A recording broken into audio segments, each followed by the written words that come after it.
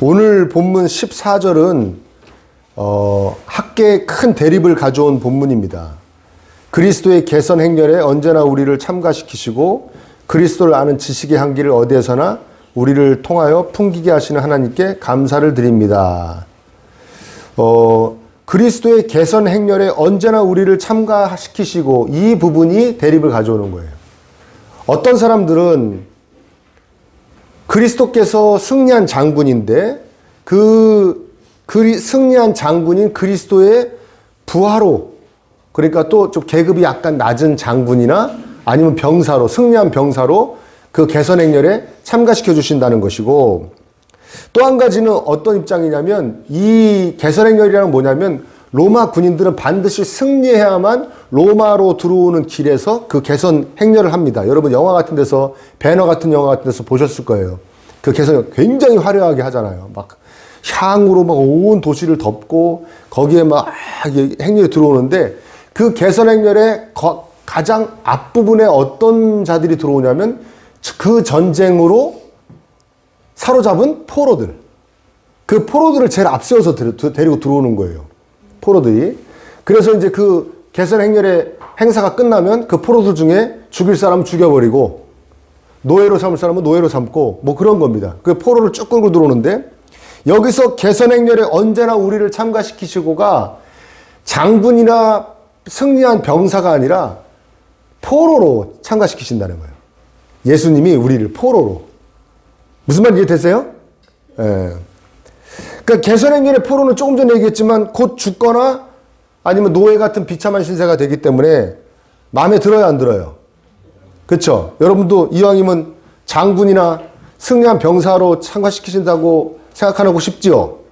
그래서 많은 번역과 해석은 그렇게, 그러니까 예수님께서 예를 들어서 승리한 황제나 총사령관이면 우리는 그 밑에 장군들이나 병사들로 자 의기양양해가지고 이렇게 이겼다 하면서 온다고 해석을 했습니다. 왜? 그게 마음에 드니까요.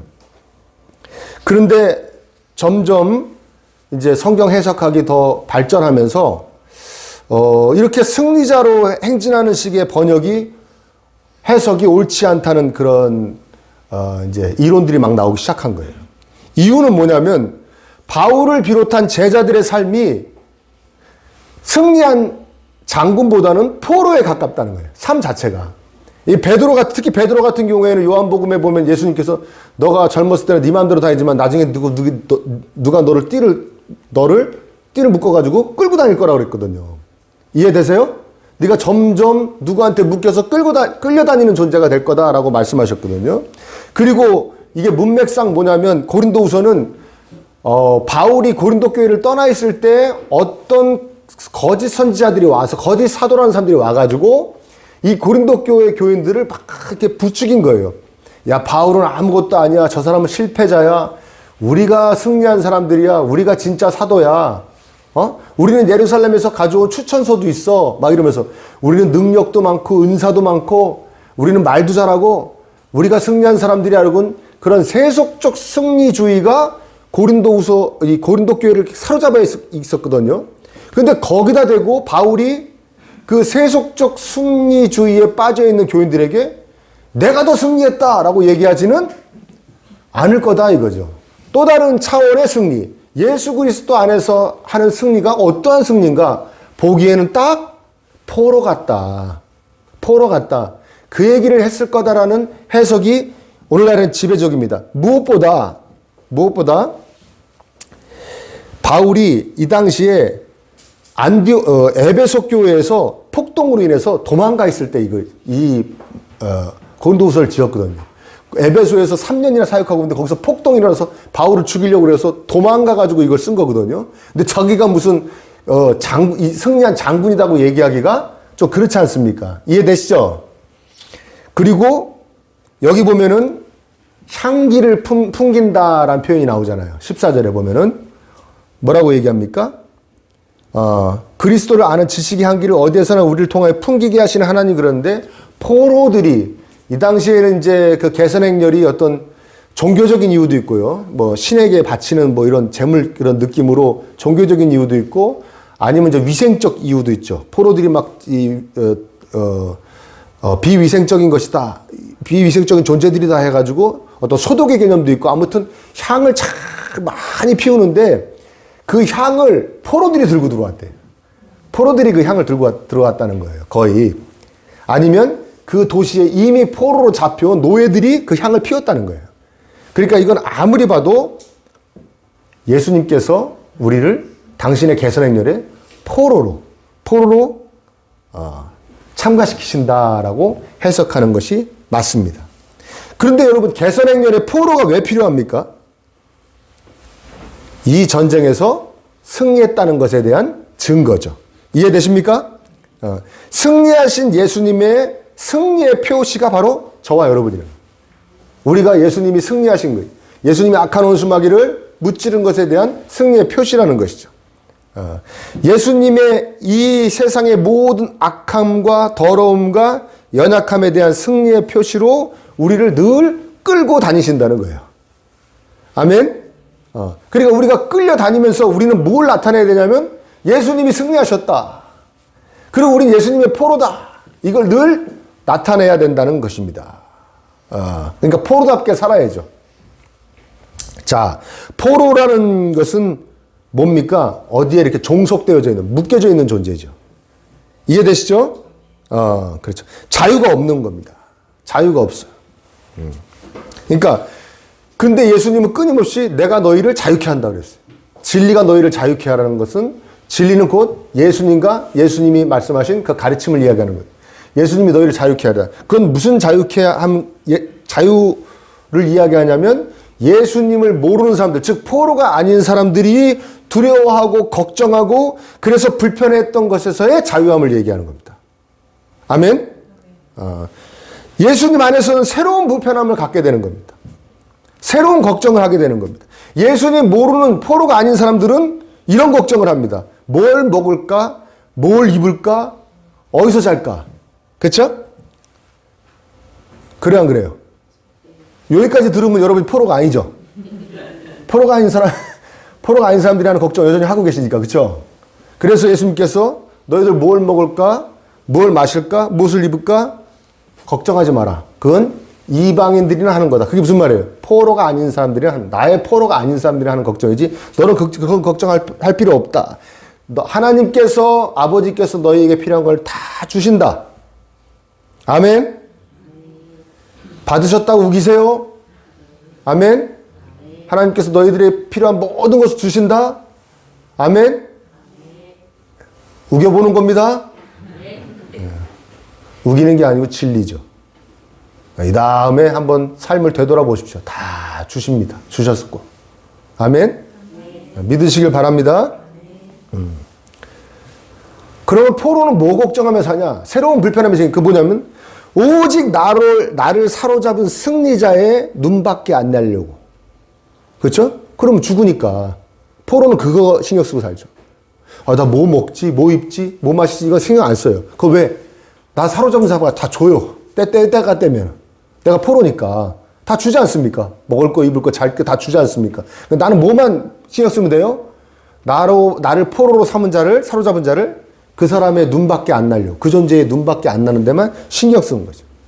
포로는 오직 자신을 사로잡은 자의 필요에 집중하며 그 눈치를 살핍니다. 그게 포로에게 찾아온 새로운 불편함입니다. 이 불편함이 있으시길 바랍니다. 아멘?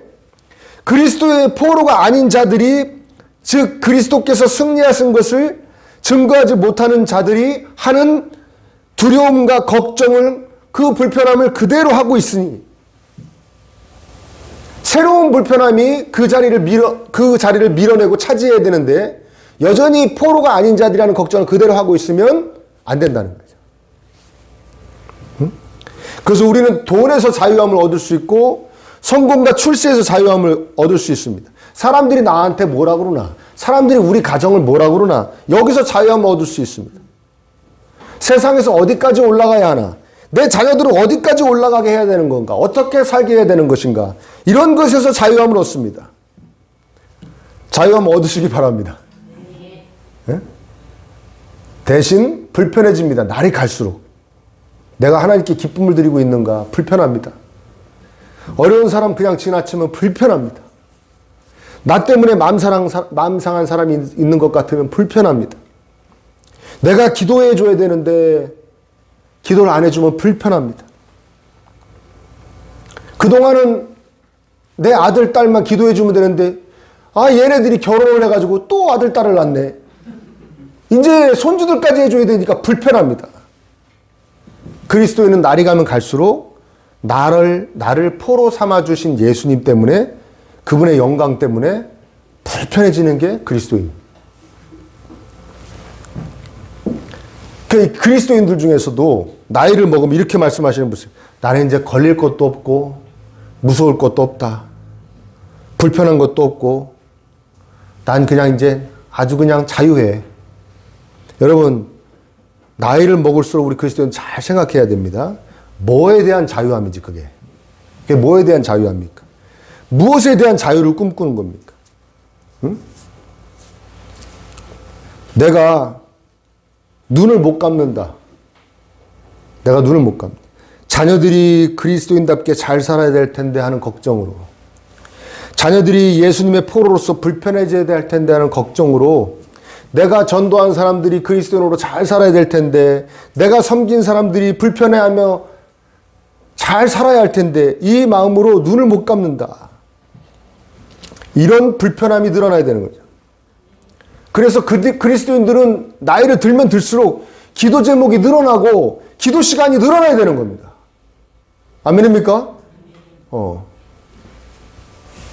그런데 포로같이 안 산 사람들, 세상의 것으로만 불편했던 사람들은 되게 나이 들수록 기도할 곳이 없어져요. 왜?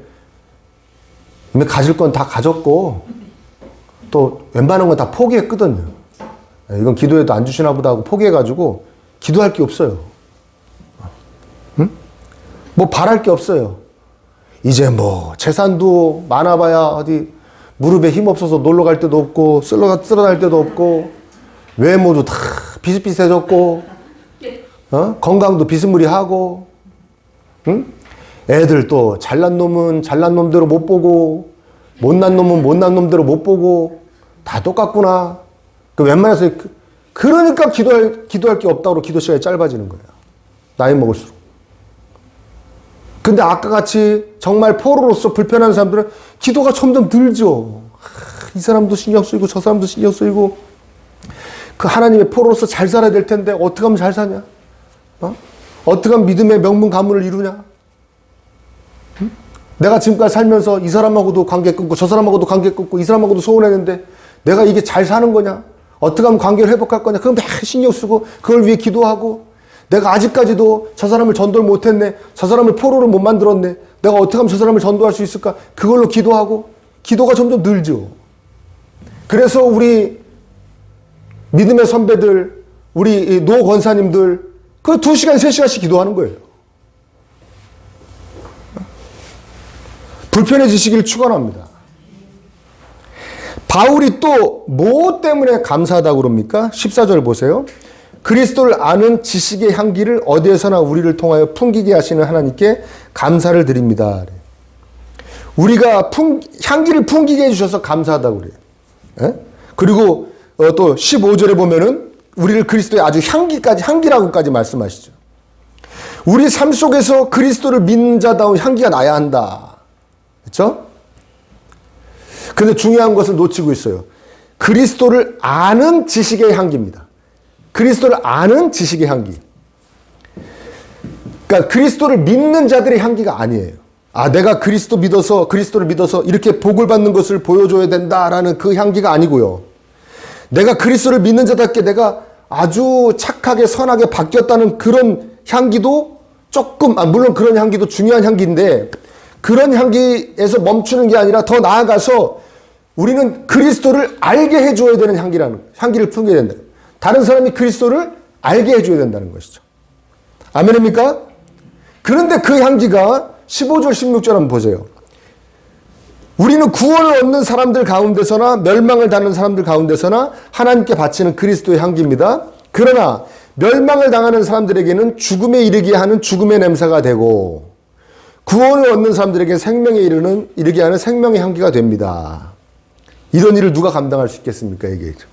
아까 얘기했지만 승리한 군인들이 개선행렬에서 향기를 팍 품면서 들어오잖아요. 냄새가 막 나지 않습니까? 근데 그 냄새가 승리한 그 장군과 군인들한테 또 그 로마 시민들한테는 너무나 좋은 냄새죠. 아, 승리의 향기니까. 그러나 잡혀온 그 포로들한테는 무슨 냄새가 되겠습니까? 조금 있으면 죽거나 노예로 팔려간다. 그 냄새가 되기 때문에 어떤 사람들에게는 아주 좋은 향기가 되고 어떤 사람들한테는 악취가 된다는 거예요. 아멘? 여러분들이 그리스도를 아는 지식의 향기를 막 풍기고 사는데 어떤 사람들은 굉장히 그 냄새가 너 이런 향기로운 냄새가 있어 하는 사람들이 있을 것이고 어떤 사람들은 악취로 여겨가지고 이러는 사람들이 있을 거라는 얘기예요. 그래요, 안 그래요? 예수님을 전한 분들 그런 것 느껴보신 적 있어요, 없어요? 이 사람이 나를 악취대하듯이 하네. 그쵸? 예. 그런 경험 한두 번 없으신 분들은 회개하시기 바랍니다. 회개하세요. 그런 눈초리 한두 번 안 받아본 분들은 우리 정신 나간 게 와가지고 이상한 소리를 하고 있어 라는 눈초리를 한 번도 안 받아본 분들은 회개하세요. 여기다 큰 글씨로 써놨었는데 흥분하지 말 것. 지웠더니 또 잊어버렸네. 하나님께서 성경을 통해 말씀하십니다. 네가 그리스도를 알게 하는 냄새를 풍기면 반드시 그 향기를 싫어하는 사람이 있다. 이게 조금 전에 제가 말씀드렸던 그리스도의 포로로서 당연히 치루어야 할 불편함 중에 하나입니다. 네가 그리스도를 아는 지식의 향기를 풍기면 반드시 네 주변에 무슨 이런 썩은 데를 풍기고 있어 하는 사람이 있을 거야. 너 그거 되게 불편할 거야. 근데 해야 돼. 우리는 이 점을 두려워하는 거예요. 근데 두려워하면 안 됩니다. 하나님을 알게 하는 향기를 풍길 의무가 전혀 없는 사람들과 그런 향기를 풍길 의무가 전혀 없는 예수님 모르는 사람들과 대충 섞여서 그냥 두루두루 잘 지내면서 이렇게 살면 안 되는 사람들이 바로 저와 여러분들이. 나는 많은 사람들과 교제하고 많은 사람들에게 좋은 인상을 심어주며 살고 있다. 아주 잘 살고 있습니다. 그런데 그거는 성경대로 사는 게 아니라 초등학교 도덕책대로 사는 거예요. 응?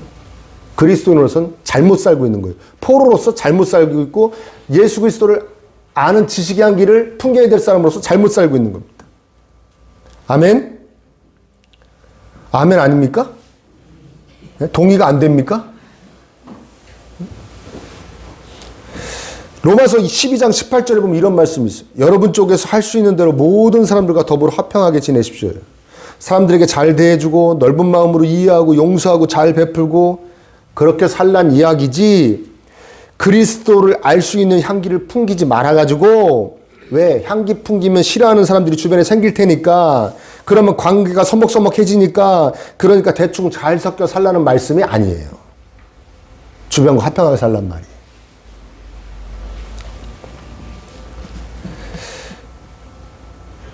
그냥 주야장창 잘 지내고 있다. 완전히 잘못 살고 있는 겁니다. 여러분, 내가 한번 생각해 보세요. 내가 그리스도를 아는 지식의 향기를 풍기고 살고 있나 스스로에게 질문해 보십시오. 응?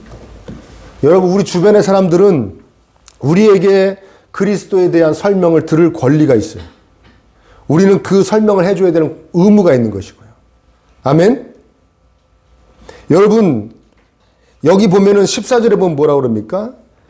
우리는 그리스도의 개선 행렬에 언제나 우리를 참가시키시고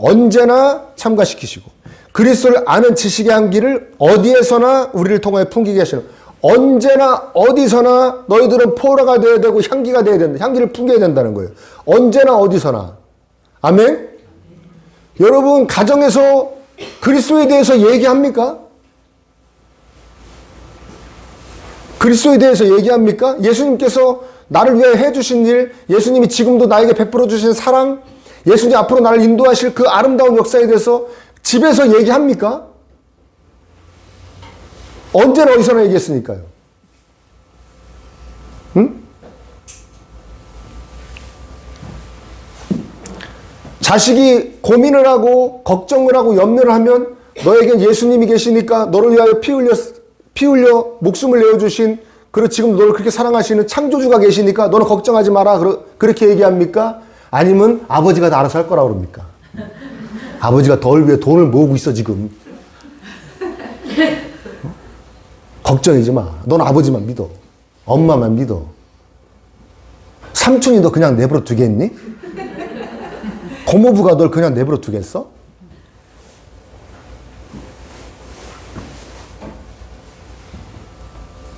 걱정하지 마. 너 취업돼. 아버지 친구가 어느 회사 사장이야. 이게 포로가 아닌 자 같이 사는 거예요.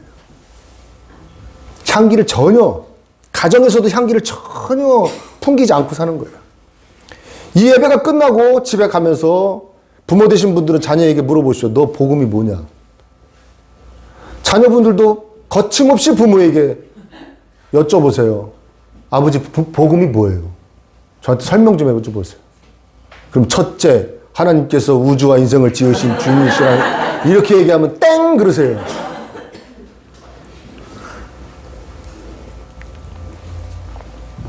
교회 오래 다닌 분 중에 상당수는 복음이 뭔지 모릅니다. 복음이 뭔지 몰라요. 바울이 로마 교인들에게 얘기합니다. 제가 여러분들한테 가서 선물을 주기를 원합니다. 그 선물은 뭐냐? 여러분들에게 복음을 전하기를 원합니다. 그래요. 아니 복음 다 믿어갖고 지금 그리스도 목숨을 걸고 그리스도인 생활을 하고 있는 사람들한테 나 가서 선물 줄게요. 내가 복음 또 얘기해 줄게요. 그게 무슨 얘기입니까? 여러분 안에 그냥 복음으로 가득히 채워가지고 쟁이고 또 쟁여주겠다는 거예요. 왜? 그걸로 살아가니까. 거기서 위로를 받고 힘을 얻고 소망을 품고 그거 붙잡고 살아가니까 어떠한 시련이 오고 환란이 오고 걱정거리 염려가 끼쳐도 그걸 붙잡고 살아갈 수 있으니까 내가 가서 복음 또 심어줄게요. 그게 선물이에요.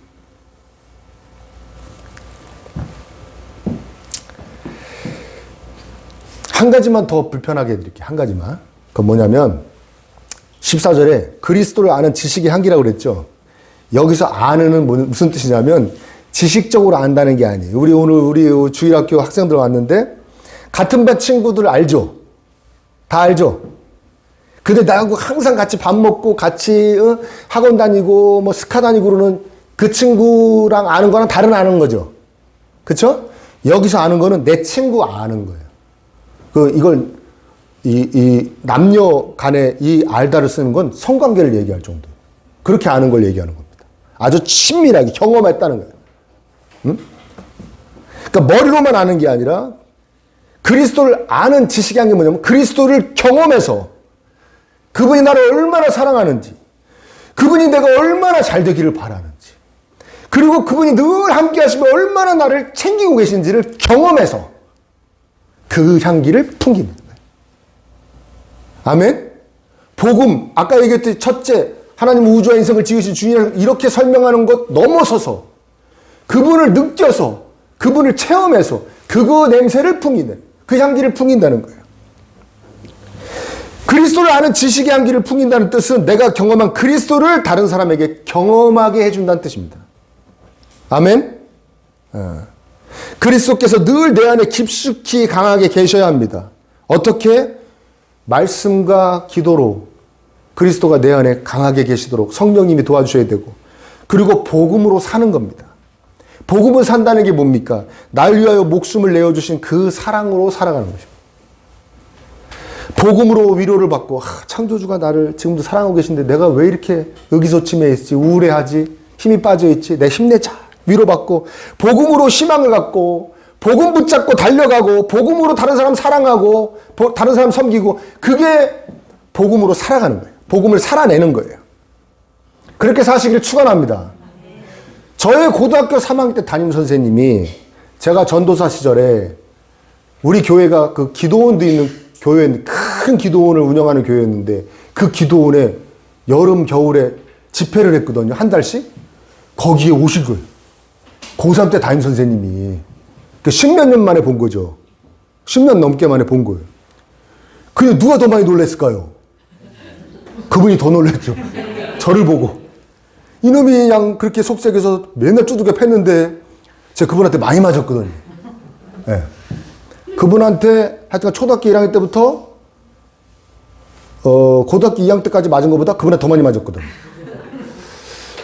아무튼 그랬는데 그분이 사모님하고 또 자녀하고 이렇게 왔어요. 거기 산상 집회에 은혜 받으러 오신 거예요. 나를 만난 거 이렇게.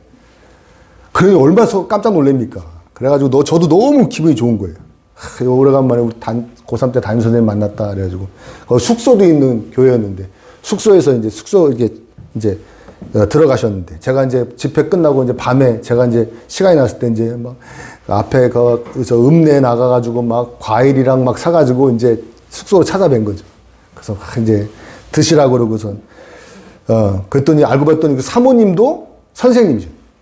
사모님도 선생님이신데 막 얘기하다 보니까 우리 저 고3 때 담임할 때도 기독교인이셨더라고. 그래가지고 사모님은 이 프로테스탄트 우리 개신교 교단 재단의 선생님이셨으니까 기독교인이었을 테고 우리 학교는 카톨릭 재단이었거든요. 그래서 이분이 그냥 나가면 성당 나가시겠다고 생각했는데 아니 이분은 그 카톨릭 재단 선생님인데도 불구하고 개신교 그때 집사님이셨다고 그러더라고요.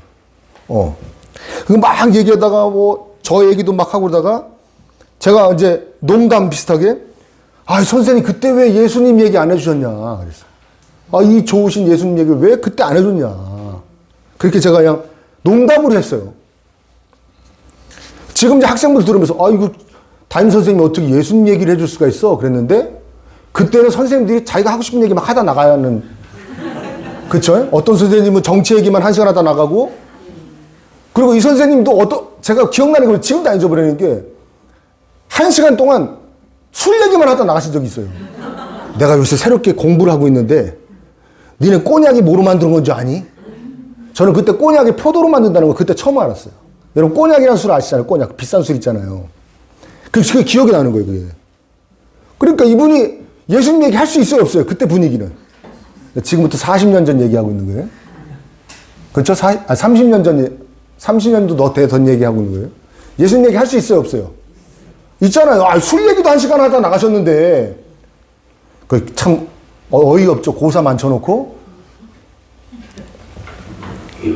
그때 왜 예수님 얘기 안 하셨어요? 농담같이 너무 서로 예수님 믿는 게 너무 좋아서 그때 왜 예수님 얘기 안 해주셨어요? 그럼 제가 선생님한테 덜 맞았을 텐데요. 뭐 이렇게 농담같이 딱 얘기했는데 이 선생님 그때 표정을 제가 지금도 잊어버릴 수가 없어요. 마치 나한테 굉장히 잘못했다는 정말 미안한데 막 그 표정 있죠. 지금도 그 표정이 생각이 나요. 이 설교를 쓰면서 제가 그 표정이 생각이 나더라고요.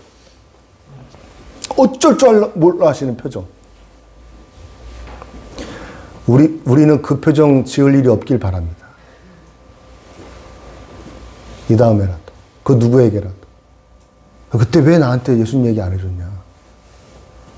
너의 삶에는 왜 그리스도를 아는 향기가 하나도 나지 않았냐? 그때 그 어쩔 줄 몰라 하는 표정 안 지으며 사실 수 있기를 축복합니다.